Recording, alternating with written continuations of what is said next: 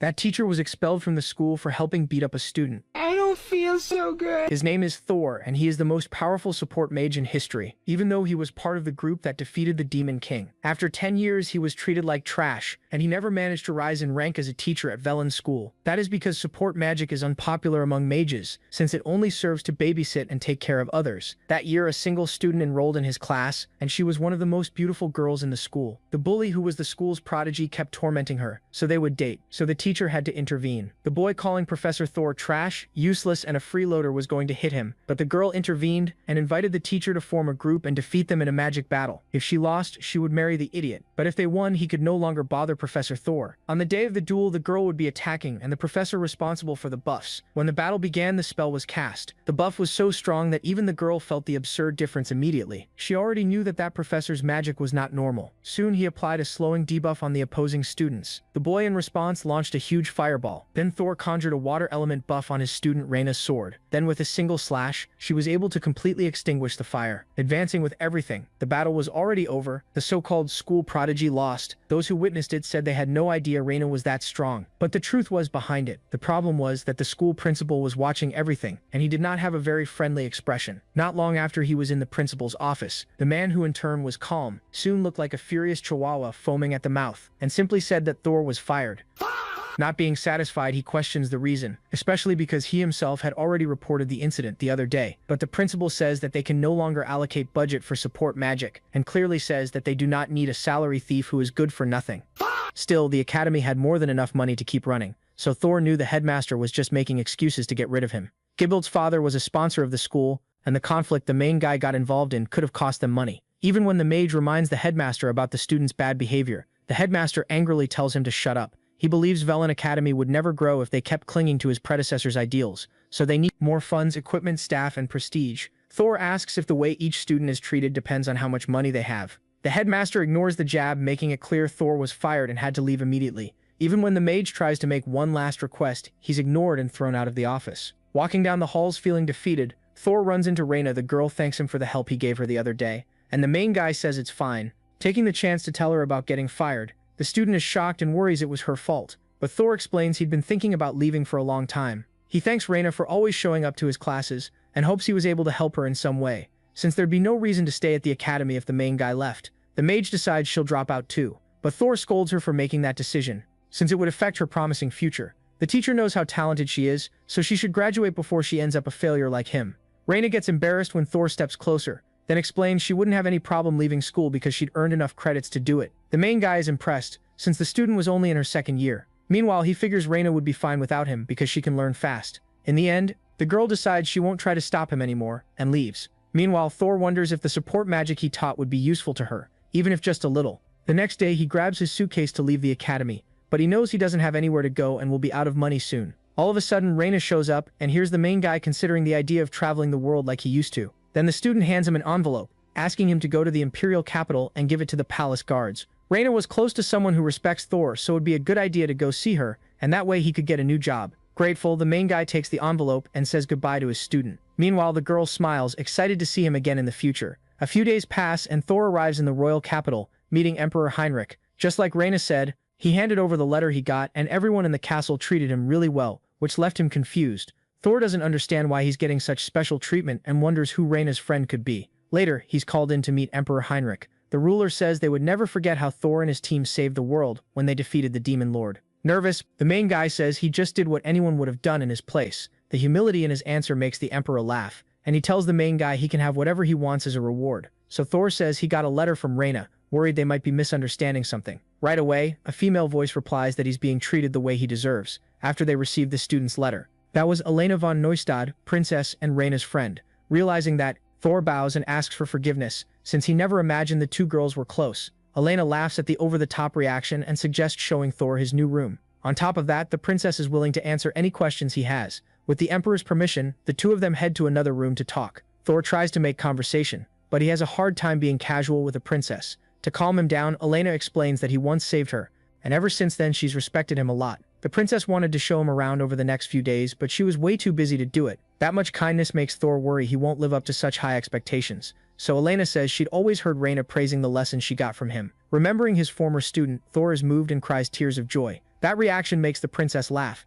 and then she suggests the protagonist become a court mage. That way, he'd use his magic to solve the Empire's problems in exchange for meals, a house, and a proper salary. Elena offers 100 gold coins a month and was willing to pay in advance, shocking Thor with how much he'd be rewarded. Naturally, he worries about what kind of work he'd have to do, and in response the princess says she wanted him to marry her. Confused, the protagonist doesn't know what to say. Later, even though he thinks the marriage proposal was a tasteless joke, Thor didn't plan on turning down the job at the court mages. When he goes to his new room, he finds Reyna waiting for him in the hallway. Thor is surprised to see her but then realizes the girl decided to leave the academy. The mage explains she'd gotten good grades and didn't see the point in studying without the protagonist as her teacher. Touched, he thanks her because he got a new job thanks to the recommendation letter. Reyna says it'll be fine and promises she'll support him in every job. After all, she was a court mage too, and explains she went to the academy to sharpen her own skills. That's why Reyna was ready to support him from then on as his assistant. The protagonist asks what they'd have to do and the mage explains it could literally be anything. It doesn't even sound like real work, and Reyna quickly blames the princess. The mages serve the royal family and are led by Elena. Even though they rarely get orders in the end, they could just sit around until they're given something to do. Reyna suggests Thor go with her to greet the commander of the court mages. The two head to the office and ask permission to come in, and they're received by Baden Zaxberg. The mage introduces the newbie, leaving the acting commander confused since he hadn't heard anything about it. He's never seen Reyna either, but confirms she's part of the team when he sees the crest on her clothes. Baden asks who hired that scruffy-looking man, and Reyna says it was the princess, so she wanted to greet the division commander. He was in charge of evaluating rookies. While the real leader was away on a job, Reyna needles him for not following the princess's orders, making Baden furious. The acting commander argues that accepting just anyone could hurt the court's reputation. The mage shoots back that disobeying Elena could be seen as treason against the crown and decides to leave Baden. Yells angrily that Thor looked useless, but he'd give him a chance to prove his worth. But when the protagonist says he was good with magic, the acting commander laughs out loud, even though he's being treated badly. The guy asks for a chance to show what he can do. If he isn't worthy of being on the team, then he'll leave without complaining. Giving into all that insistence, Baden says Thor should take the hiring exam. Thor is happy and thanks him, bowing in respect. About an hour later, all the exam participants were gathered in the courtyard. Among them was Expelled, Baden's son, totally convinced he'd get into the court mages. When the boy sees Thor, he freezes in surprise and even starts shaking with fear. He runs desperately into his father's arms when he sees Reyna's scary face, losing all motivation to take the exam. Furious, Baden asks what the protagonist did to leave Expelled like that. Thor answers that they only had a small duel at the academy. Finally, the test begins, and Baden makes it clear he'd be testing the protagonist personally. The court mages use each person's specialty to handle certain jobs. Since Thor was good at support magic, the acting commander calls for Velgar, a knight of the order. The protagonist would team up with a rookie swordswoman named Mia to face Velgar and Baden. Reyna is against the idea because the fight would be pretty unfair, and the acting commander snaps back that winning wasn't required. With a sigh, Thor greets the rookie knight, and Reyna quickly gives a short rundown on the girl. Mia was a baron's daughter, had only recently become an E-rank knight, and was good with her shield, but she could be fired at any moment. Thor scolds Reyna for being so rude, and the knight says it's fine because everything that was said was true. Compared to her, Velgar was the strongest in the division alongside the commander of the court mages, so Mia would understand if she got fired. After all, she was useless next to her skilled co-workers, and might even get in the way during the duel. With that, Reyna comforts the girl, making it clear they'd win with Thor as an ally. The protagonist agrees, assuring they'd pass the exam as long as they put in the effort. Meanwhile, Baden yells at his cowardly son, trying to make him stop shaking whenever he looked at Reyna. The stand-in explains that Expelled would face the pathetic mage and the rookie knight alongside Velgar, so there was no way he could lose. After that, the son regains his confidence, and Velgar takes the chance to look over his opponents.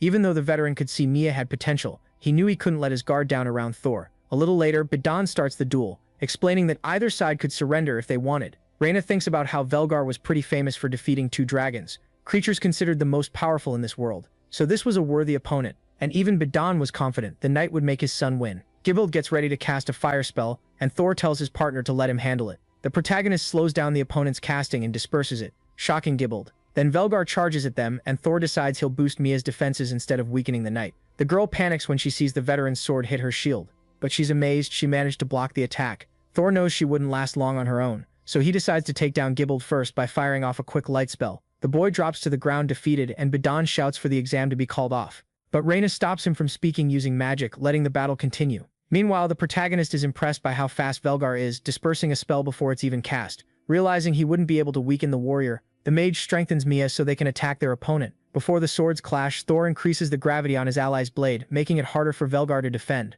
The knight doesn't hesitate, he slips past Mia, closing in on the protagonist to take him down. But his sword crashes into an iron barrier, snapping his blade. At that moment, Velgar is sure Thor is someone extraordinary and surrenders. He also helps Mia back up and praises her for pushing herself in the duel. As soon as the knights leave, Reyna walks up to the protagonist and congratulates him on the win. But Bedan quickly blurts out that the exam still isn't over, making it clear there'd be another match. Since he refuses to acknowledge him unless he follows his orders, Thor gives in to the demand. Even though Reyna doesn't like it, the protagonist makes it clear he wants to test his own powers too and find out if he's worthy of being a court mage. A little later, his new opponent arrives on the battlefield. She was Luna, the daughter of the real commander of the Mages division, even though she didn't respect him as such. And since Thor didn't look like a strong opponent, the girl was bored. Bedan replies that this was a trivial opponent and would at least entertain her a little. To him, Luna was an annoying brat, but her skill with magic made her part of the court's elite. This was Bedan's chance to get rid of her and Thor at the same time. Meanwhile, the girl goes over to greet the protagonist, surprised when he recognizes her as the test's new examiner. Thor explains he can sense in her the experience of a good mage, which makes Luna feel all smug. Reyna demands that the girl introduce herself properly and be polite if she wants to be seen as mature. The two of them almost start arguing, so Thor asks them to calm down. With that, Luna decides to let the assistant's jab slide out of respect for the protagonist. She explains that the next phase of the test would be facing her, and the battle would end when one of their spells hit the other. The two mages step into the arena and get ready, but Thor fires off an attack so fast Luna barely has time to see it before she's hit dead on. Reyna announces the end of the match, making the mage furious. She demands another round since she'd let her guard down. Bedan comes to Luna's defense and Thor agrees he wouldn't want to pass the test unfairly. So the match is redone, and the two mages get ready to attack at the same time. Thor knows Luna will be just as hard to beat as Velgar, since he can't weaken her. Her offensive techniques across multiple elements prove the girl's huge talent, reminding the protagonist of an old friend. That friend learned magic alongside Thor, and quickly surpassed him. It didn't take long for the protagonist to get frustrated and jealous, afraid of what would happen if they ever faced a threat in the future. So he studied so he wouldn't be a burden to the team and refined his support magic.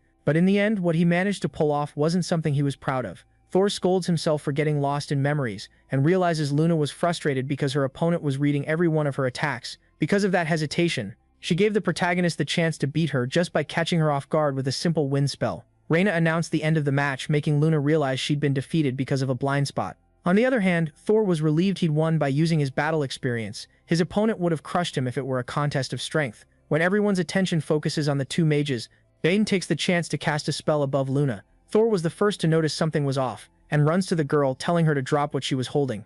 Even though she's confused, Luna does what he said and lets go of her staff, watching it get destroyed by Bane's spell while the protagonist pulls her to safety. He checks if the girl is okay, making her embarrassed because she'd been held in his arms for so long. Once she's put down, Luna makes it clear she'll beat Thor next time and runs off. Even after all that, Bane refuses to acknowledge the protagonist. All of a sudden, a group of knights shows up to arrest the acting commander under an imperial order. He was accused of stealing public money, meddling with the Magic Academy, and abusing his authority, so he'd be put on trial by Heinrich. Everyone else watches Bane get dragged away by the knights, feeling awful about it. With that, Reyna drops the subject to celebrate Thor's victory in the exam. He passed the test successfully, and earned the qualification he needed to be on the team, making Thor's assistant proud. Later, the protagonist went back to his room and lay down to rest a bit. Suddenly, someone knocks on the door and asks permission to come in. It's Elena, apologizing for Baden's rude behavior. Shocked by the visit, the protagonist rushes out to greet her on his knees. The princess is startled by that reaction, and Thor quickly invites her to sit. The two talk about the entrance exam, with the protagonist saying he's impressed by how much talent he ran into.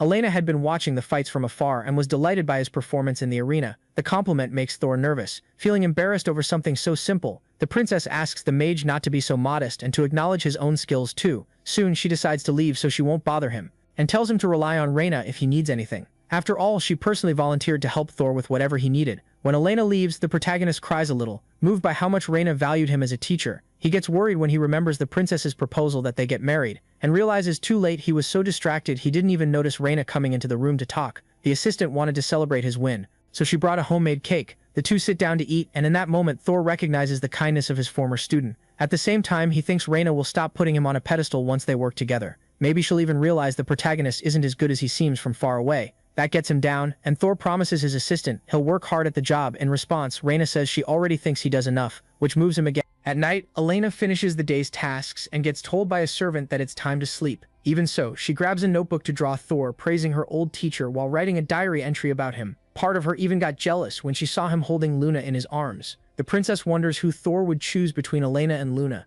even though she knew they were the same person. Her biggest wish was to make him find the happiness he deserved, and of course she'd love to marry him, so she was going to work hard to win him over. The next day, people gossip about Thor having defeated Velgar. It was annoying, but he wanted to believe his reputation would get better in the future. So the protagonist asks Reina to help him find some work to do. He was anxious about just sitting around, and he feels useless. Reina laughs at her former professor and tells him about a notice board where they can pick up requests to handle the Mage's court, and the Royal Guard can get tasks that adventurers couldn't solve. In general, they were hard or boring missions that weren't worth the low rewards. Some looked urgent, and Thor gets interested in one from a distant village. In recent years, the crops had been getting poisoned, but there hadn't been any major harm to the people. The protagonist decides to check out the village and help those people. Some people at court gossip that Thor won't succeed on that mission, which annoys Reina. But Thor asks him not to worry about it, preferring to avoid picking a fight. 2 hours later, the pair of mages arrives at the village, warmly welcomed by the townspeople. The village chief, Graba, thanks them for accepting the request, and leads the two to the poisoned fields. Graba says it wasn't a problem caused by wind, water, or soil. Some villagers believe they offended the sacred tree, so they prayed to it every day asking for forgiveness. Thor is impressed to see that the tree was healthy despite the poison spread around it. Even feeling the pressure of Graba and Reina's expectations, the protagonist tries to purify the fields. At first, the poison disappears, but it comes back a few seconds later. With that, the group discovers that the source of the contamination was the sacred tree. Graba says that tree was a spiritual symbol with over 2,000 years of life. Even officials who investigated it didn't find anything suspicious, so the protagonist asks permission to approach the tree and use a spell to get rid of the poison. With the village chief's consent, Thor uses a spell that at first doesn't seem to cause any reaction. Suddenly, a root bursts out of the ground and the tree trunk starts twisting and growing, revealing it's a treant. It was a monster born after a dryad possesses a body, and the creature's strength depends on its vessel. But Thor had never seen a treant this huge. When a battle is about to start, he makes Graba run back to the village with acceleration magic. He tells Reina to fall back, but the girl was ready to fight and backed him up. Thor knows it'd be better to have her at his side, because facing the treant would make this mission turn into S rank. The mage charges at the poisoned roots and cuts them with her sword. Meanwhile, the protagonist tries to slow the treant down. The assistant's reflexes were incredible and made Thor feel nostalgic for some reason. Reina was going to close in on the main body while getting support from the mage. Soon, the treant's branches start moving like arms and get in the swordswoman's way. They were hard to cut, so the protagonist reinforces Reina's blade with fire. That way, the girl manages to destroy the creature's roots and branches. When they least expect it, the pair realizes the treant was using water to put out the fire. The monster was pretty smart, so the protagonist decides they'd use a different strategy. Instead of asking too many questions, Reina trusts her former teacher and gets ready to attack again. She rushes the roots, taking advantage of the fact they were slower. Thor wonders if the treant was laughing at them because it was underestimating them. As soon as the creature starts using water to put out the fire, Thor switches the enchantment on Reina's sword to ice. Even for a master mage, swapping elements in an enchantment that fast was really hard. That's why Reina was pretty proud to have the protagonist by her side in the fight. Successfully, she manages to freeze the treant's water, also stopping its movements. Next, the ice turns into fire again, letting it burn the tree all the way to the core. Reina knew she wouldn't have been able to defeat the monster alone, and once again she's amazed by Thor's support magic. At the end of the battle, the protagonist drops to the ground sitting down, exhausted, and praises his assistant for working so hard. A little later, the villagers show up to celebrate the monster's defeat. Reina tries to give all the credit to Thor, but he refuses to take the praise. Then Thor apologizes to Graba for having to destroy the sacred tree, but the village chief says it's fine. Relieved that everything's been taken care of, the villagers join together to finish the job, cutting up what's left of the tree to keep the fire from spreading. Graba feels bad for not being able to offer a proper reward to the mages, so they hand over a few sacks of ash and charcoal, rare and valuable materials in the capital. The village had enough materials to get by, so they don't mind gifting that much. Getting an idea, Thor asks them to let him use the sacred tree's ashes to cast a spell on the crops. He wanted to help the village using his biggest specialty, which was nature magic. Since that sacred tree had been watching over the people for 2,000 years, Thor believes it had been fighting the Triad's domination for a long time. In the end, it really was trying to protect them, which only makes the villagers feel even more blessed. Later, the mages leave and the villagers praise the work they'd done. Suddenly, Graba gets the news that the crops enchanted with the sacred tree's ashes were growing rapidly. Everyone is amazed, believing it was a miracle. On the way back home, Reina feels bad for having received all the credit for the work. After all, her plan as a princess was to make Thor's reputation improve. All of a sudden, the protagonist apologizes for making her work so much. He was worried because the assistant had seemed down since they did the mission,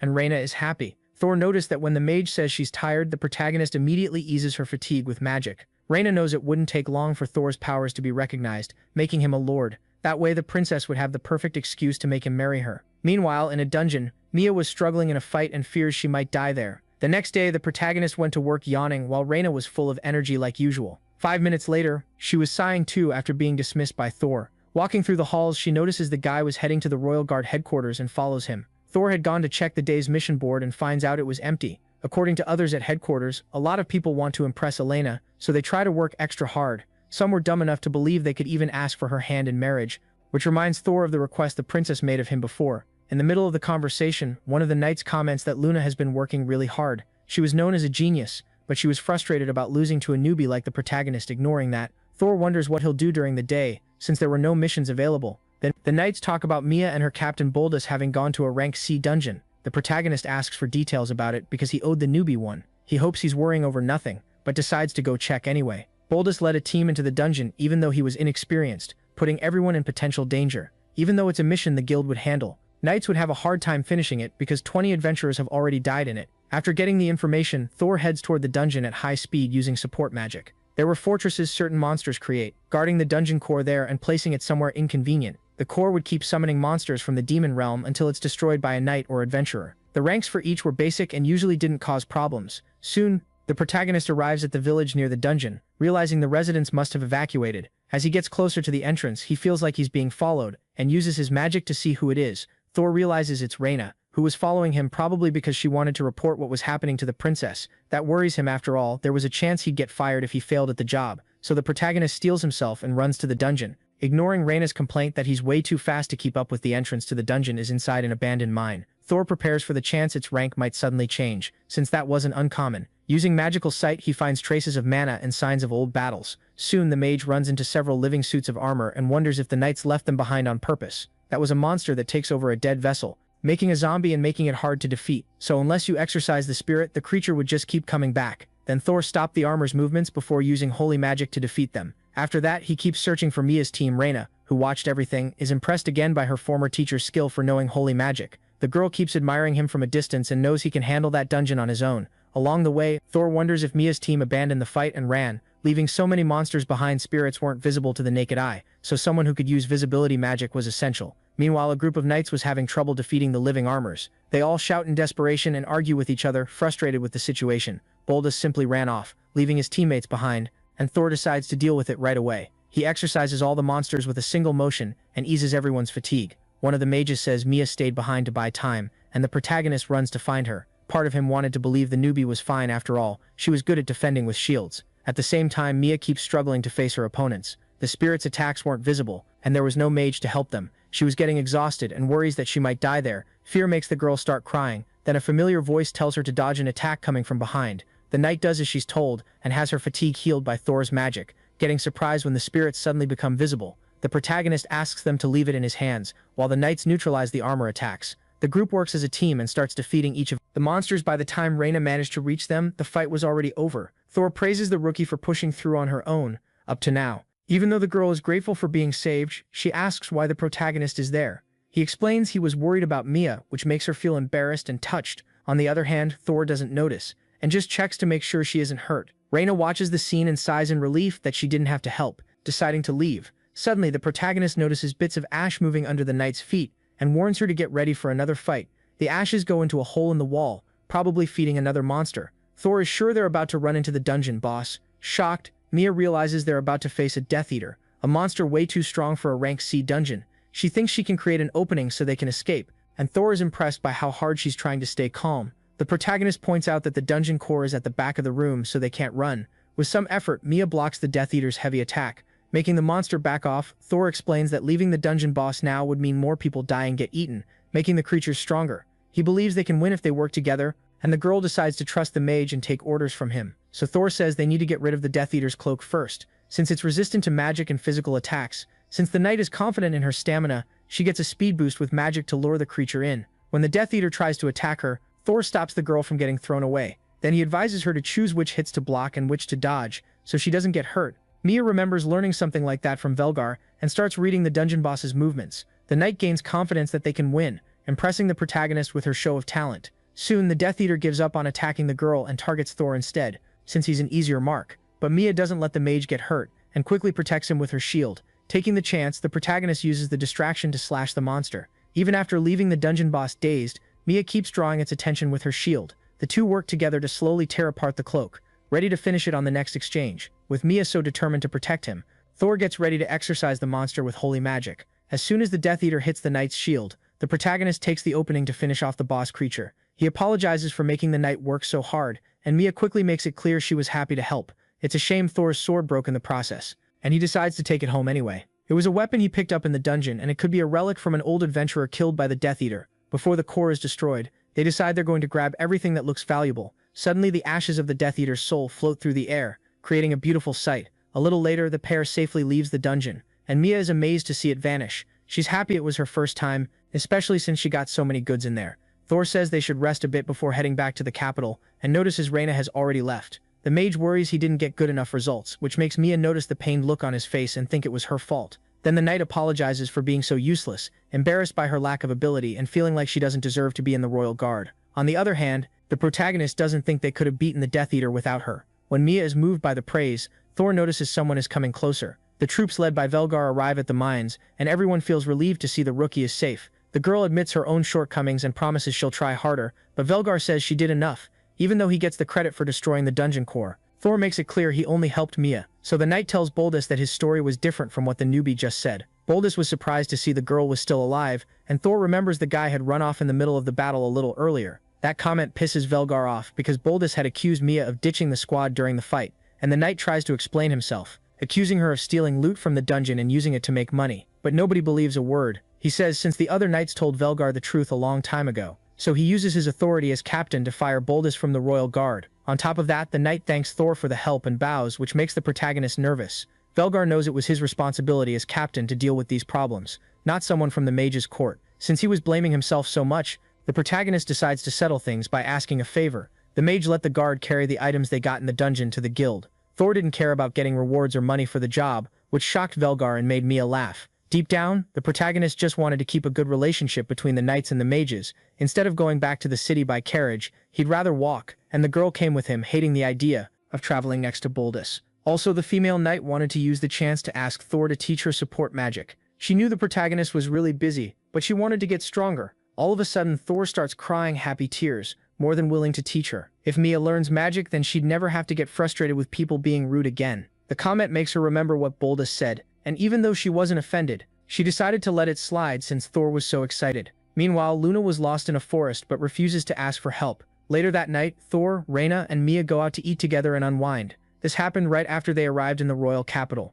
The female knight invited the protagonist to dinner, using the excuse that she didn't know any good places, but Thor had only just gotten to the city too. Then Reyna suddenly showed up and decided to take them to a good restaurant. While they ate, the assistant complained about not getting to see the protagonist fight with a sword. Thor didn't want to be the main topic, so he says Mia wanted to learn support magic. At that, the female knight reveals that knights usually look down on using magic because it goes against the spirit of chivalry. Everyone at the table agrees it was stupid to call someone lazy for relying on support to get stronger. During the conversation, the protagonist feels like the vibe at the table was kind of nostalgic. After dinner, the trio walks through the streets and comes across a statue of Alan. Mia takes the chance to ask Thor what the hero was like when he was still alive. Playing it off, the protagonist says there wasn't much difference from what the legend said, but Reyna knows the mage always refused to give details about the past, especially because she doubts Alan was a good person after kicking Thor off the team. The princess didn't mean to pry into his privacy and ask, but she figures her ex-teacher must feel really guilty. The next morning, Thor received a bunch of goods in his room as a reward for defeating the Death Eater.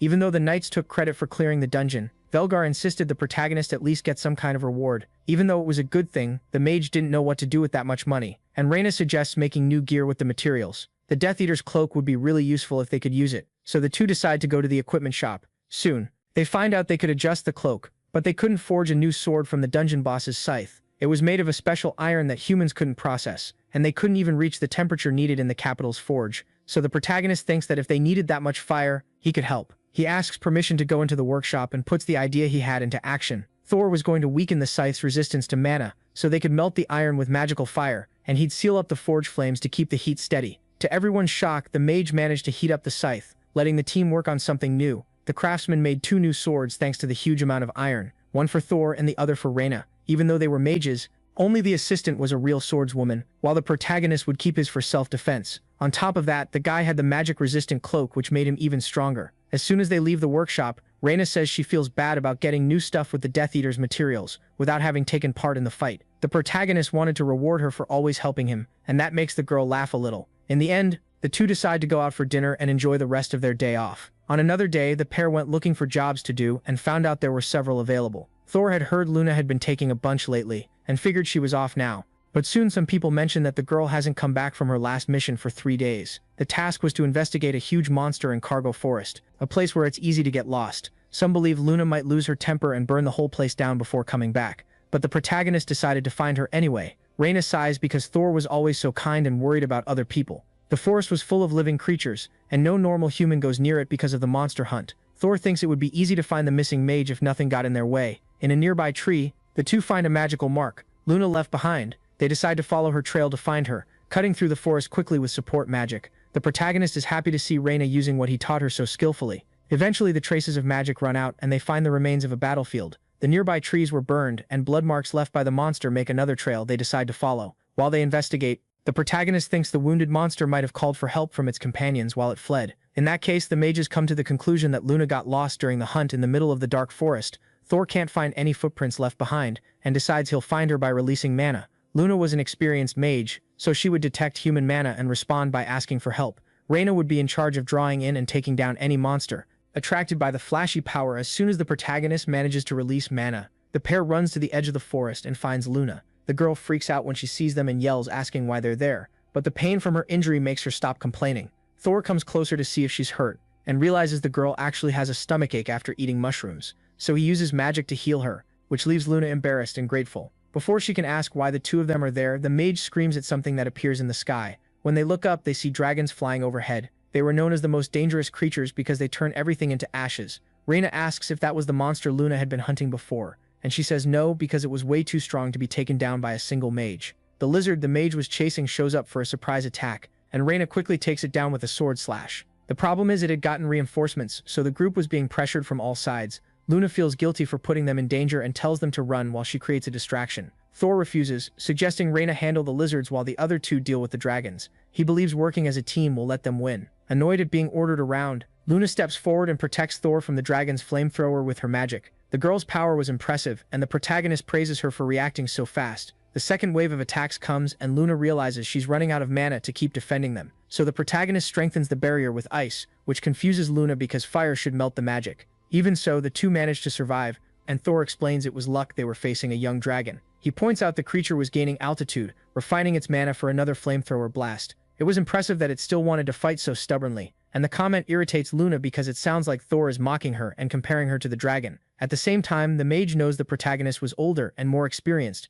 so she'd listen to the plan. Thor explains the creature's weakness was the reverse scale on its neck, so they should be able to beat it with a single hit. He also explains how they do it, and soon the dragon gets ready to attack them again. This was the chance they'd been waiting for, and Luna prepares a shield coated with water. The idea was to reduce the intensity of the fire attack and defend while Thor deals with the dragon's weak spot. The mage makes the creature slow its wing beats, forcing it down to the ground and temporarily stripping its resistance to magic. Next, Luna lands a thunder shot right on the creature's weak spot, but the monster still hadn't gone down, and Thor barely manages to shield the girl from another blast of flamethrower. Right after that, he yells at her to get ready to hit the weak spot again, trying to snap her out of shock. Meanwhile, the creature gets back up, forcing the protagonist to hold it back with magic and get Luna to stand up at the same time. Then the mage finally pulls herself together and lands a hit on the dragon. Finishing it off, Thor celebrates the win and praises the girl, which leaves her embarrassed and worried about his condition after he protected her. To Luna's surprise, he was totally fine because he'd defended himself with water magic. The girl gets annoyed that she worried for nothing, but thanks him for putting himself at risk.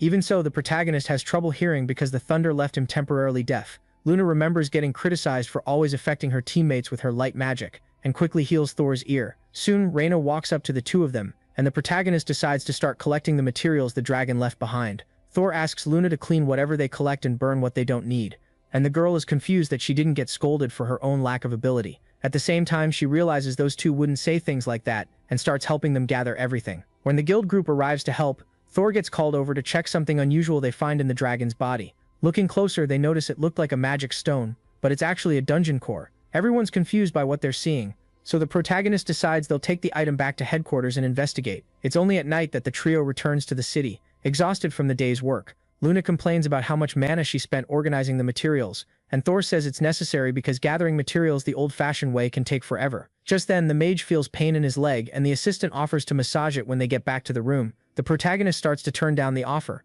so Luna says she knows a medicinal bathhouse that helps with fatigue. She stammers out an excuse that it's not like she cares about him being tired, but she wanted to be mature and show gratitude for the help she got earlier. In the end, the group spends the night at the hot springs, resting, Even so, Thor can't stop thinking about the dungeon core he found inside the dragon. Ever since the Demon King was subdued, new dungeons have rarely appeared. Still, several have shown up near the capital with really strong monsters, which makes it seem like someone's behind it with bad intentions. That's why the protagonist wonders how he should report it to headquarters. The next day, he tells Elena everything he found out, and she decides they'll start investigating the situation. That just makes the protagonist admire her even more, because having a good leader makes a huge difference. More than anything, Thor feels good having a superior who trusts him. Reyna shows up to say good morning to the protagonist, and he takes the chance to tell her about his report to Elena. The mage praises her a lot for being proactive and having the qualities to be a queen, which really moves Reyna. A little later, the two of them head over to the mission board to pick up a job.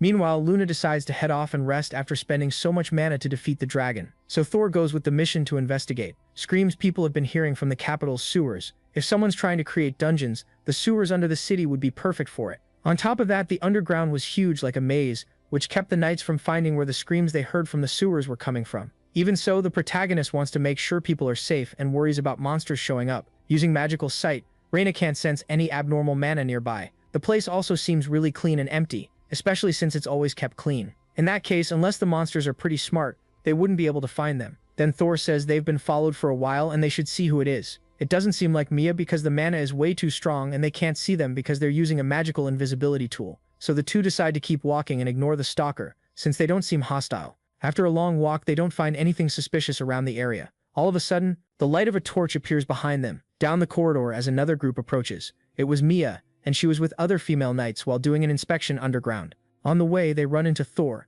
and Mia freaks out when she suddenly sees him. As a result, the protagonist takes a free punch, forcing the girl to apologize. Even though the protagonist doesn't mind, he's impressed by how fast she reacted. The two groups realize they're after the same thing and decide to team up for the investigation. On the knight's map, Reyna points out there's a small hidden room that wasn't on the mage's map. They decide to go check it out. Finding a place with no dust but pretty damp, using magical sight, Thor finds traces of mana and moves closer to the back wall. Soon he finds a lock, and Reyna notices it's something that can only be opened with a magical tool. At that moment, the protagonist decides he'll force it open. Since looking for a key would take too long, to everyone's shock, he actually manages to open the passage by cutting off the mechanism's mana supply. They come across another staircase and a horrible smell is coming from it. When they go down, they find an arena and several cells with all kinds of monsters locked up. Reyna figures it's a place where they run illegal bets by making humans fight. Suddenly, some voices ask how they even got down there. The men panic when they realize they're knights and get ready to lock the passages and open the cages. It doesn't take long for the group to be surrounded by a huge number of creatures,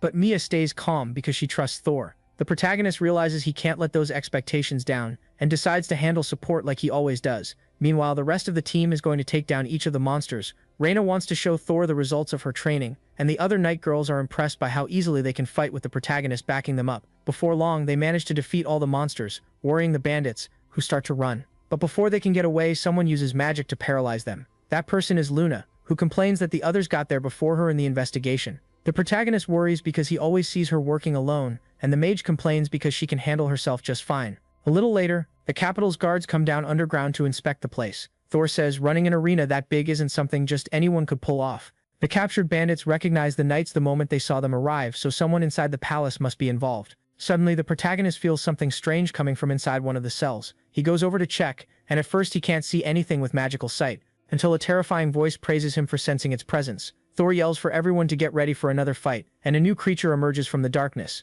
The monster gets irritated at being called a lich, introducing himself as Regals, one of the Demon King's subordinates. Thor is a little startled, so Reyna steps forward to taunt the creature because she wants revenge. Regals flies into a rage at hearing such blasphemy against Gizbar, warning his death and getting ready to sacrifice the capital's humans to bring him back. Suddenly, the monster's corpses start to rise, turning into zombies. Reyna realizes the situation is awful and wonders what Thor is feeling now. Hearing about the Demon King again, she worries about the protagonist, but the mage thanks her for caring. Instead, he gets ready to crush the dreams of anyone who wants to revive Gizbar. While Regals realizes he's facing the one who defeated his superior, Reyna asks the Night Girls to help her neutralize the zombies. Necromancy is a kind of magic that takes a lot of mana, but if they could destroy more than half of a zombie, then it wouldn't get back up anymore. The plan is for the Night Girls to distract the weaker ones while Thor finishes off the others. Even so, Regals has no intention of standing still and prepares a fireball to wipe everyone out at once. Mia cries out, worried about the protagonist, but he easily smothers the enemy's attack with water. The mage mocks the lich's anger over wanting revenge and insults Gizbar,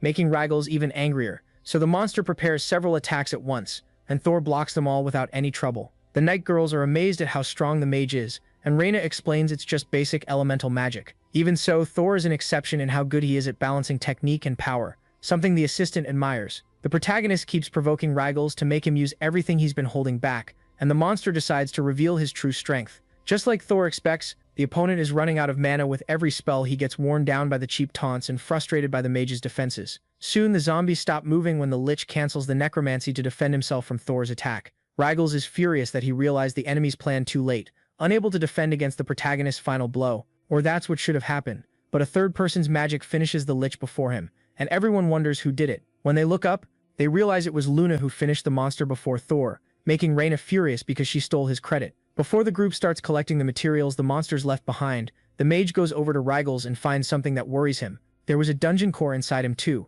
confirming a connection between the arena and the recent weird activity. Even so, Thor would never allow the Demon King to be revived. Later, Luna begs the protagonist for forgiveness for killing Rygels, and Reyna stays mad at her for being so reckless. In the end, the investigation group decides to go to the hot springs to relax and have dinner.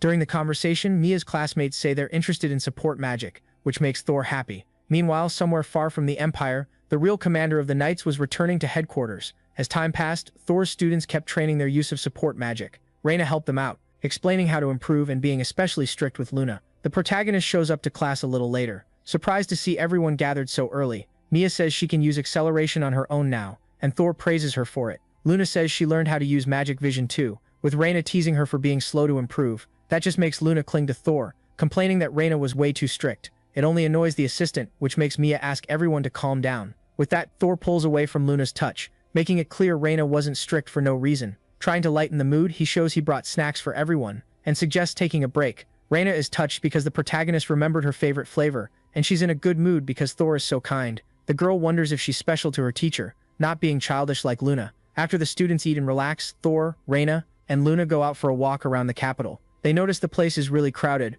which is pretty rare. Luna complains they're out of work and Reyna teases her to leave because she wants to be alone with Thor. The two keep arguing until suddenly a crowd celebrating something grabs their attention. When they get closer, they realize they're welcoming Arno, the captain of the guard. The year before, he defeated the old leader and took the position, getting lots of praise from the Emperor. Reyna says Arno is really popular with the young women in the capital, which frustrates Luna since she's just another fan. She even says she's only interested in someone who's better than her at magic, but Thor ignores her and points to the captain of the guard arriving. All of a sudden, the protagonist locks eyes with Arno, and in that moment the captain jumps off his own horse and runs toward him. He drops to his knees, overjoyed to see his old teacher again, causing a big scene. Thor is shocked because he never imagined the former delinquent would turn into such an amazing man. One of the knights asks Arno to come with him to the palace, since the conversation was spreading pointless gossip, so the captain decides to leave, asking the protagonist to meet him at headquarters later. Thor tells the girls he used to teach him magic, but he didn't know his last name, so he didn't recognize him. The three decide to step away from the crowd to talk in private.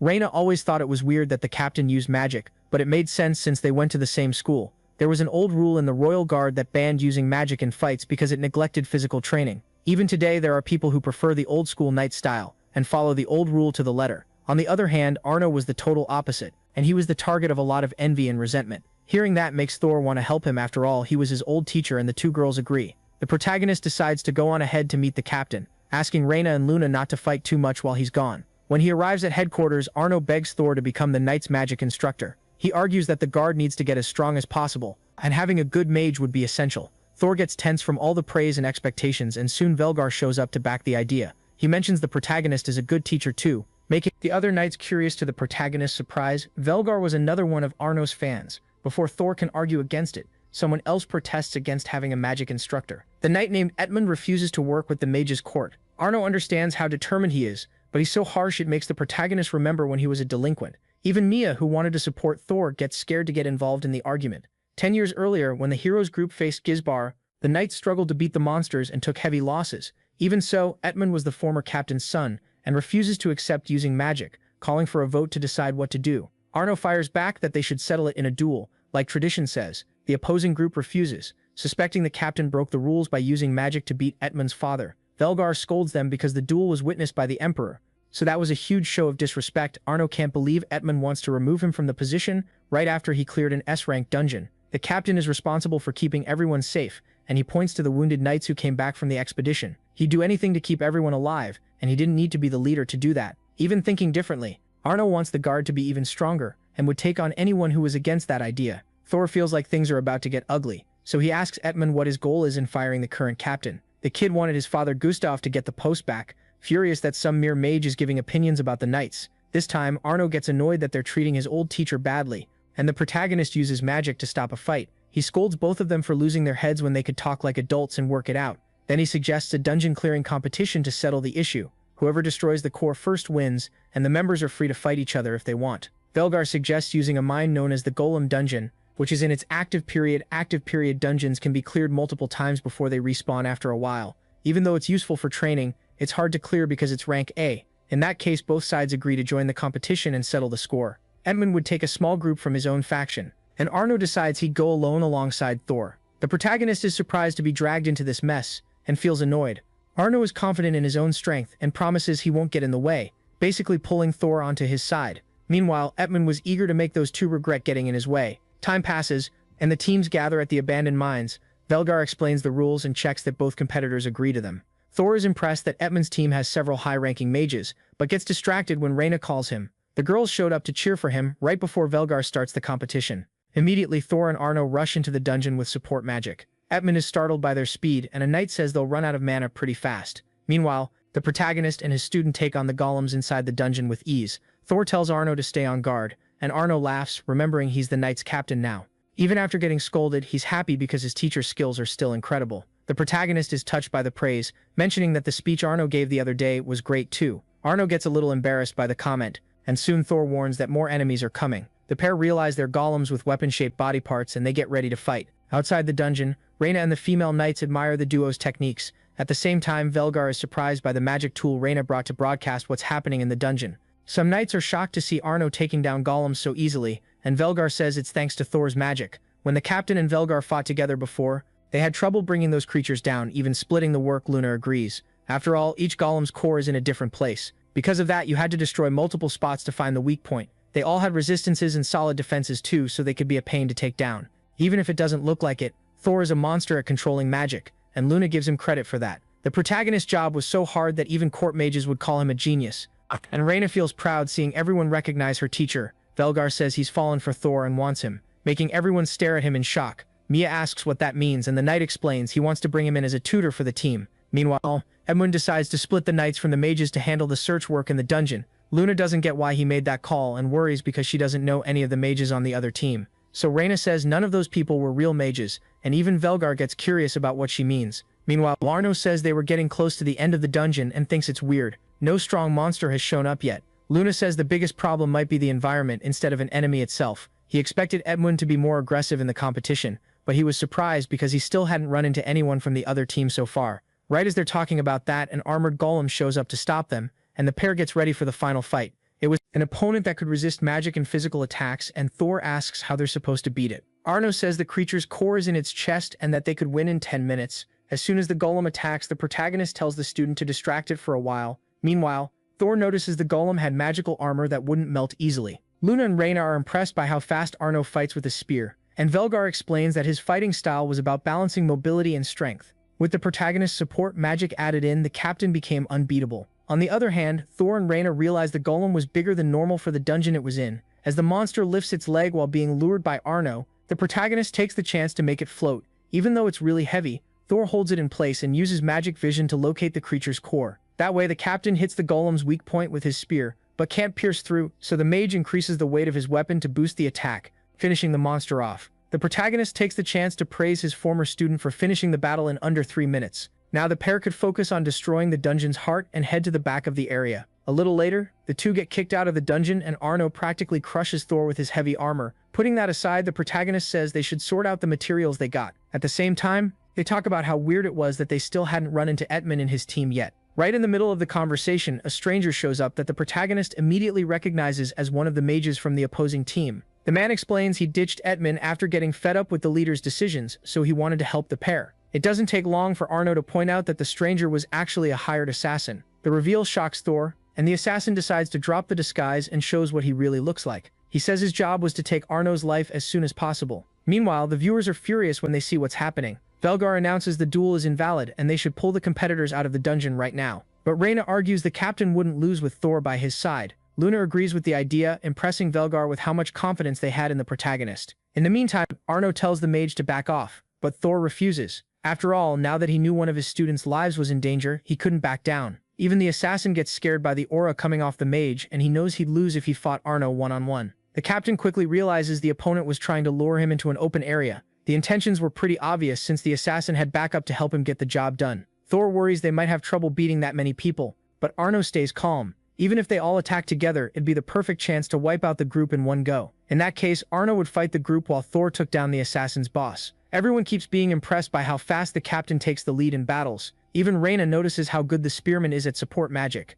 Even though he uses simple spells, keeping them up for that long proves his skill. It would be enough to show the other knights that using magic is actually really useful. While Arno wipes the floor with the opponents, Thor worries about what he should do now. The mage tries to pin the assassin down, but his spell gets broken quickly because of the opponent's magic resistance. After powering himself up, Thor uses the sword he got recently to attack the assassin. The man is shocked when he realizes the mage is using Demon King Iron, and asks how that's even possible. So the protagonist explains he gave up swordsmanship a long time ago to focus on magic. The mage's honesty makes the assassin recognize him, and he introduces himself as Kalman. Thor is confused by the friendly reaction, but realizes Kalman was getting ready to use something. That's why the main guy is quicker to destroy the opponent's trump card, smacking him in the face with the sword's hilt. Seeing his teacher beat Kalman, Arno claps, and Thor lets out a tired sigh. Suddenly, Etman shows up saying he came to help after hearing Arno was in trouble. But when he realizes everyone's already been defeated, he gets frustrated that his plan didn't work out. Then the knights suggest taking down the captain, now that he's tired after fighting the assassins.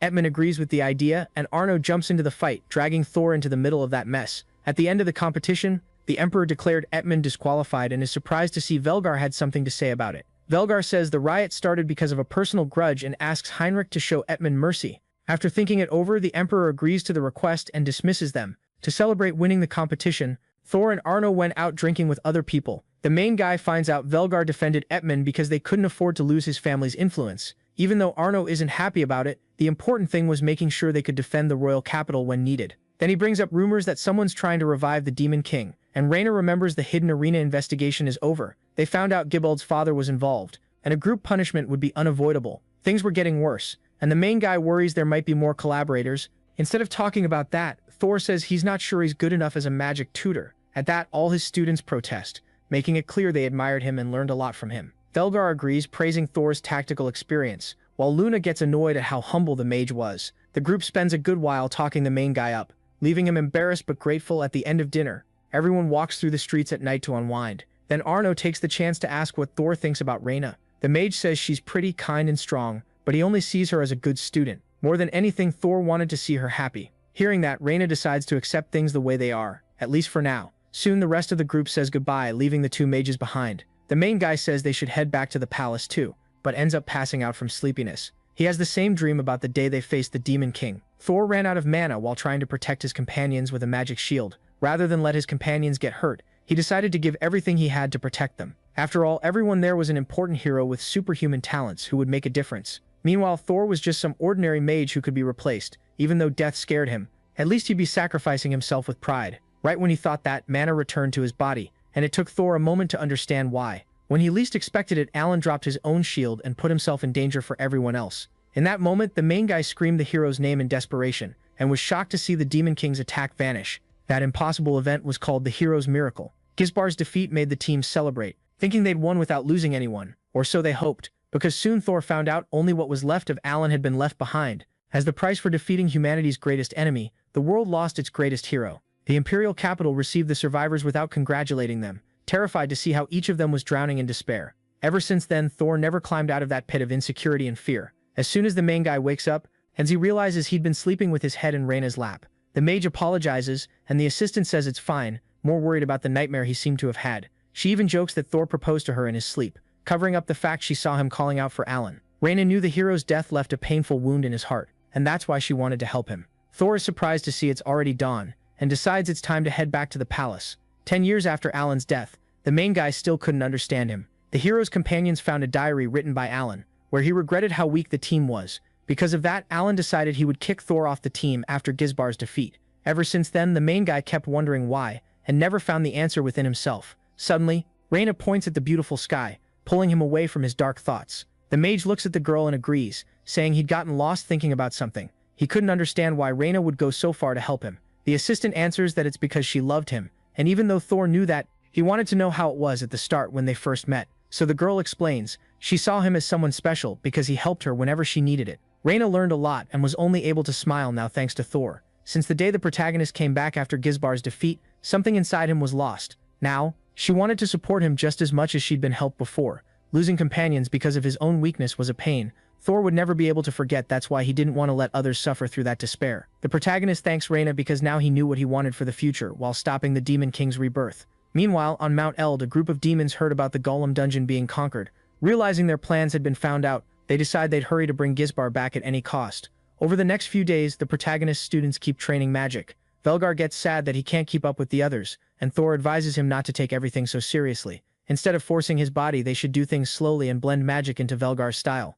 The knight was already really skilled, so he just needed something to complement that. Thor gives examples of tough situations where just using a weapon to win wasn't enough. In those moments, they'd need to adapt so they could avoid losses on the battlefield. Meanwhile, Mia was impressing the others by making a fireball. Luna says it was something that girl did naturally. After all, she'd started training before everyone else, and she worked really hard. Thor agrees, explaining that increasing mana was a slow process, and they had to be patient. It doesn't take long for training to come to an end, and all the knights thank the new magic tutors for the help. Luna scolds the protagonist for getting intimidated by those people's gratitude, annoyed at how humble he was. Then Thor says he'd never had this many students before, and was surprised that support magic was the least popular. At that, Mia comes over and says it was because it was the hardest to train compared to the others.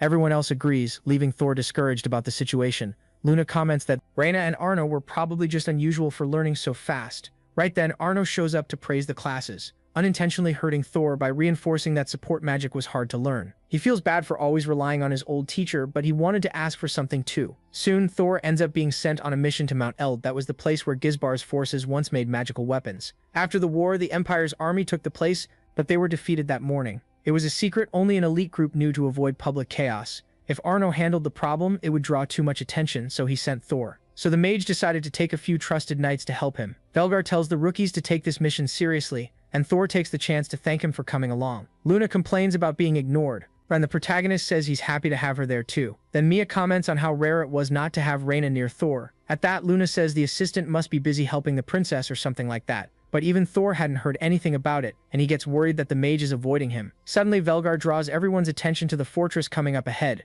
The place was way up high so they could see winged monsters nearby. Apparently, the army was under attack from the south and the Emperor's forces pushed in from the north. Thor didn't know the details, but apparently it was a group of strong adventurers. In the end, everyone realizes the protagonist's fear was about to become reality. Even so, Thor was ready to stop the Demon Lord's resurrection and protect everyone. Velgar is impressed by how much the mage had a dangerous aura when he got serious. Soon, Luna smacks the protagonist on the back to remind him not to put himself at risk alone. That makes Thor remember he'd heard something similar from an old friend, and he calms down a bit. Later, the group reaches the Emperor's army and Thor explains they came to help. Since the fortress was taken by demons, the protagonist figures they aren't smart enough to use the terrain well, so everyone agrees to solve the situation by attacking head-on. Thor is happy to have such good students with him, and says he'll stay on support like always. The front line was made up of Thor and Mia, where the mage would remove the allies' fatigue and defend them whenever possible. The second line would have Luna on the offensive, with 2 female knights protecting her. In the end, Velgar would guard the group's back right as the battle starts. Thor asks Luna to focus on taking down the archers and mages without finishing them off, which leaves the mage confused. Then, one of the female knights explains that the enemies would eventually give in from exhaustion, so Luna decides to wipe them all out at once using a huge spell. Meanwhile, the others would keep defending her and give as much support as possible. The girl's spell creates a massive explosion in the area, and everyone protects themselves inside Thor's barrier. Even the Empire's knights are shocked when they see the light on the horizon. All the enemies were swept out of the area by Luna's brutal attack. Now that they dealt with this problem, they headed to the other areas that were under attack. They soon run into 3 demons approaching, and get ready for battle. Thor organizes the team again and decides he'll handle the opponent right in the middle. Seeing him fight alone annoys Luna, but she couldn't go against orders and help him, so the team splits up to start fighting. The demons use shadow magic, so the shields are reinforced with holy power. That way they can take the demons' hits while Luna uses new spells. Meanwhile, the demon Thor chose to go after starts laughing in his face. Realizing the creature was preparing an attack, the protagonist closes in faster. The demon panics and fires magic bullets, and Thor easily dodges every single one. The creature knows it's facing a human who's not normal, and starts getting excited. But before it can attack again, the mage catches it off guard with a holy light spell. To the protagonist, the demon was way too slow to do anything, so it was defeated. The mage cuts down his enemy with his sword, making it vanish. Meanwhile, the others' teamwork was working well, so they managed to defeat the other demons. One of them even mentions the name Jilvis before dying, but none of the knights notice. Instead, everyone celebrates the win with no casualties or injuries. Even so, the mission isn't over, and Thor reminds them they still have to break into the enemy base.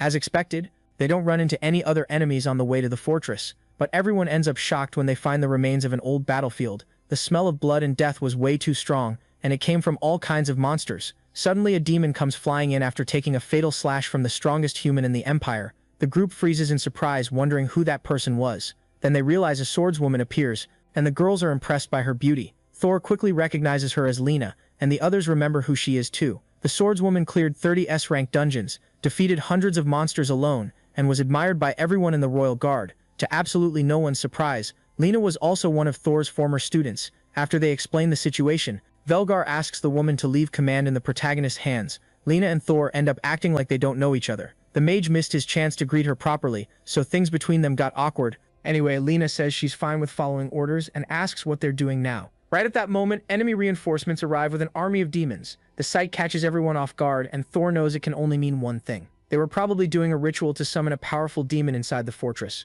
The problem is that it would take a lot of human sacrifices, and Thor decides to fight them alone. Luna complains about that decision, but the protagonist makes it clear he can handle it. Meanwhile, the others would destroy the ritual altars to calm the team down. Lena decides to stay behind too, but Luna asks Thor to be careful. The mage agrees, asking the same of the others. Soon, a demon approaches, saying it's impressed that humans made it that far. But the protagonist doesn't care about the villain's speech, and decides to get straight to the beating. In just a few seconds, a bunch of the monsters are taken down by Lena's sword. As they clear a path, the rest of the team runs through to storm the fortress. One of the demons realizes what the humans are trying to do, and decides to use its own life as a sacrifice. Even though the protagonist tries to take down as many enemies as possible, several of them become part of the ritual. Before that, Velgar warns everyone not to breathe in the magic fog because it's toxic. Miasma, at that moment, Thor realizes they got there too late to stop the summoning. Seeing the size of that ritual, it was impossible for an S-class demon king to show up. Instead of that, a shadow dragon would probably show up. Thor and Lena stand side by side, getting ready to fight. The protagonist doesn't think he can beat the dragon and protect everyone at the same time, but staying on the defensive could be even more dangerous, so he decides they'll alternate between attacking and running. Even though the mage wants to keep up with the swordswoman's moves, she's surprised by the decision. The protagonist mentions he was being formal because he thought Lena didn't remember him. That annoys the swordswoman. There was no way she could forget her old teacher. Right then, the dragon attacks, and the mage blocks it with a holy shield. Lena comments on how Thor hasn't changed at all since they last saw each other 10 years ago. Even so, the swordswoman was happy to see her teacher remembered her. That should have been obvious after all. She was the protagonist's first student. The whole cute moment makes Lena hide how happy she is, focusing on the battle again. For a second, Thor is surprised because the way she spoke sounded a lot like Reyna, but what shocks him most is finding out his student still wasn't good with support magic.